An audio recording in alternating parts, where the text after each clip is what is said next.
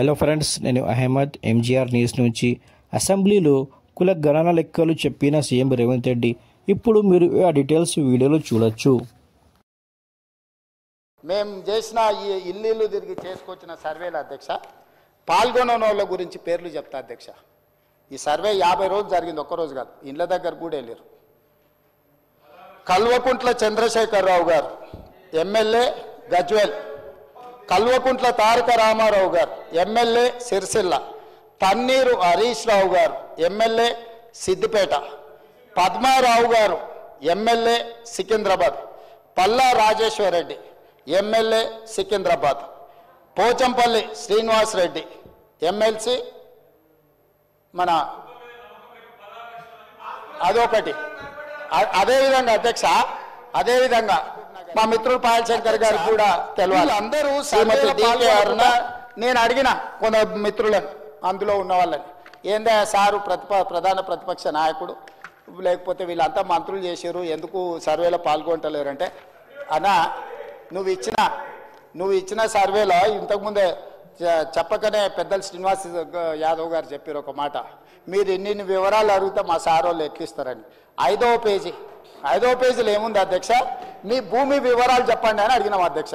ఒక్క దెబ్బకే చంద్రశేఖరరావు గారు, తారక రామారావు గారు, హరీష్ రావు గారు వీళ్ళందరూ ఎవరు సమాచారం ఇవ్వలేరు అధ్యక్ష. ఇప్పుడు మేము ఏమడిగినాం అధ్యక్ష, దీంట్లో అందరూ 3,54,138 మంది సర్వేలో పాల్గొంటే, ఇక్కడున్న ఎమ్మెల్యేలు మంత్రులు అందరూ వివరాలు ఇస్తే, భూముల వివరాలు అడగంగానే సర్వేలో పాల్గొన్నారా అధ్యక్ష? సర్వేలో పాల్గొన్న వాళ్ళు వెనకాల నుంచి శంకర్ని పాడు చేస్తున్నారు అధ్యక్ష, అబద్ధాలు చెప్పి. శంకర్ మంచోడు అధ్యక్ష, నాకు తెలుసు పర్సనల్గా, కానీ ఆయనను కూడా ఖరాబ్ చేసి ఇంత ముఖ్యమైన ఇంత ఇంపార్టెంట్ మనం చర్చ చేస్తుంటే ఈ తప్పుడు నివేదికలు తీసుకొచ్చి ఈ లెక్కలు మాట్లాడుతున్నారు అధ్యక్ష. నేను ఒకటే మాట చెప్పదలుచుకున్నా, 1931 కాదు, అంతకంటే ముందు 1940, 2001, 2011 ప్రతి 10 సంవత్సరాలకు జనాభా లెక్కలు చేసింది అధ్యక్ష. 2014లో నరేంద్ర మోడీ గారు ప్రధానమంత్రి అయిన తర్వాత 2021 జనాభాని ఈ రోజు వరకు లెక్కిస్తలేరు అధ్యక్ష. ఎందుకంటే వాళ్ళకి జనాభా లెక్కించడం, బలహీన వర్గాలకు వాళ్ళ హక్కులు ఇవ్వడం భారతీయ జనతా పార్టీకి ఇష్టం లేదు అధ్యక్ష. ఎందుకంటే భారతీయ జనతా పార్టీ నిజంగానే ఈ దేశ ప్రధానమంత్రి నరేంద్ర మోడీ గారు బలహీన వర్గాలకు ఏదైనా సాయం చేయాలి అనుకుంటే 2021 జనాభా లెక్కలు ఈ రోజు వరకు 2025 సంవత్సరం జనవరిలో ఉన్నాం అధ్యక్ష. 21లో లెక్కించాల్సిన జనాభా స్వతంత్రం రాకంటే ముందు, స్వతంత్రం వచ్చినాక 70 సంవత్సరాలు కంటిన్యూస్గా జరిగిన జనాభా లెక్కలు నరేంద్ర మోడీ గారు ప్రధానమంత్రి అయిన తర్వాత ఎందుకు జనాభాను లెక్కించలేదు? ఎందుకు మా మిత్రులు భారతీయ జనతా పార్టీ వాళ్ళు ఈరోజు నరేంద్ర మోడీ గారు జనాభాను లెక్కించలేదు? దీనికి బాధ్యత ఎవరు? నరేంద్ర మోడీ గారిని జనాభాను లెక్కించమని ఎందుకు అడుగుతలేరు?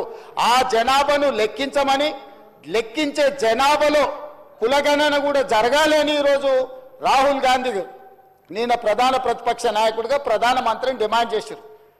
దానికి సమాధానం లేదు అధ్యక్ష. ఒకటి, వీళ్ళు సమగ్ర కుటుంబ సర్వే అని చెప్పి 10 సంవత్సరాలు చేసుకొని ఒకటే కుటుంబం ఈ డాక్యుమెంట్ దాచిపెట్టుకున్నది అధ్యక్ష త్రిజోరీలా. ఎన్నికలు వచ్చినప్పుడల్లా ఈ కులగణన ఇవన్నీ లెక్కలు పెట్టుకొని దీని ప్రకారం నేను అడుగుతున్న 10 ఏళ్ళు ఇట్లనే అబద్ధాల సంఘం అట్లనే ఇది అఫీషియల్ డాక్యుమెంట్ కాదు. నేను అందుకే చెప్తున్నా ఈ రోజు వరకు అధ్యక్ష, ఇంతవరకు ఈ డాక్యుమెంట్ బయట గ్రూపులలో సర్క్యులేట్ చేస్తున్నారు. ఈ డాక్యుమెంట్ ఇంతవరకు వాళ్ళు సర్వే చేసినాం, మేము ఒకటే రోజులు చేసినాం, మేము చాలా పొడి చేసినాం, చింపేసినాం, లేనోడు లేనట్టే, ఉన్నోడు ఉండాల్సిందే అని ఆ రోజు ఎంతో హడావిడి చేశారు. తెలంగాణ మొత్తం బంద్ అన్నారు అధ్యక్ష. 7 గంటల నుంచి 7 గంటలు 12 గంటలు చేసినామన్నారు. ఈ డాక్యుమెంటును మంత్రివర్గ సమావేశంలో పెట్టి మంత్రివర్గం ఎందుకు ఆమోదించలేదు? ఈ డాక్యుమెంట్ను 10 సంవత్సరాలు ప్రభుత్వంలో ఉన్న వాళ్ళు శాసనసభలో ఎందుకు ప్రవేశపెట్టలేదు? ఈ డాక్యుమెంట్కు లీగల్గా ఇదే ఒకవేళ అయితే ఎందుకు ఈ ప్రభుత్వం ఈ నివేదికను బయట పెట్టలేదు అధ్యక్ష? ఒక కుటుంబం ఎందుకు దాచిపెట్టుకున్నది డాక్యుమెంట్ను? అంటే ఒక కుటుంబం కోసం సమగ్ర కుటుంబ సర్వే చేసి ఆ కుటుంబం రాజకీయ ప్రయోజనానికి వాళ్ళు పెట్టుకున్నారు. ప్రజల కోసం మేము చేయాలని ఈరోజు ఇంటింటికి వెళ్ళి ప్రతి 150 కుటుంబాలను గుర్తించి ప్రతి 150 కుటుంబాలకు ఒక ఎన్యూమరేటర్ను పెట్టి రోజుకు 8 నుంచి 10 కుటుంబాలే ఒక్క రోజులో చేయమనలేదు అధ్యక్ష.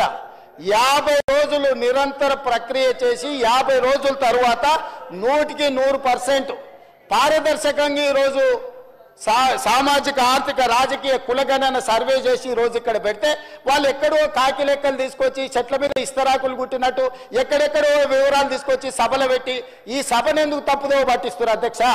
2011 జనాభా లెక్కలు తప్ప ఎక్కడ కూడా అధికారిక లెక్కలు లేవు. ఆ తర్వాత 2024లో కాంగ్రెస్ పార్టీ అధికారంలోకి వచ్చిన తర్వాత చేపట్టిన ఈ సర్వే మాత్రమే అధికారిక డాక్యుమెంటు. ఇంత మించి అధికారిక డాక్యుమెంటు లేదు. ఇట్లాంటి లెక్కలు చెప్తే సభను తప్పుదో పట్టించడమే, సమాజాన్ని తప్పుదో పట్టించడమే. 2011 జనాభా లెక్కల ప్రకారం 3,50,03,674 మంది అధ్యక్ష 2011 జనాభా లెక్కల ప్రకారం. ఈ రోజు మా ప్రకారము 3,70,00,000 పైచిలకు జనాభా అధ్యక్ష. ఇంకెక్కడ కూడా అధికారికంగా లెక్కలు లేవు. ఎవరైనా చెప్తే ఊహించో లేకపోతే అబద్ధాలు ఎవరైనా చెప్తే అవి మోసుకొచ్చి ఇక్కడ చెప్పుడు తప్ప ఏ చర్చకు తావులేదు. అందుకే దయచేసి మా మిత్రులను బలహీన వర్గాలను సామాజిక న్యాయం చేయాలని ఒక ఉక్కు సంకల్పంతో రాహుల్ గాంధీ గారి మాట ప్రకారం ఈరోజు కాంగ్రెస్ పార్టీ ఏదైతే ప్రయత్నం చేస్తుందో ఈ ప్రయత్నానికి సహకరించండి. నరేంద్ర మోడీ గారిని 2021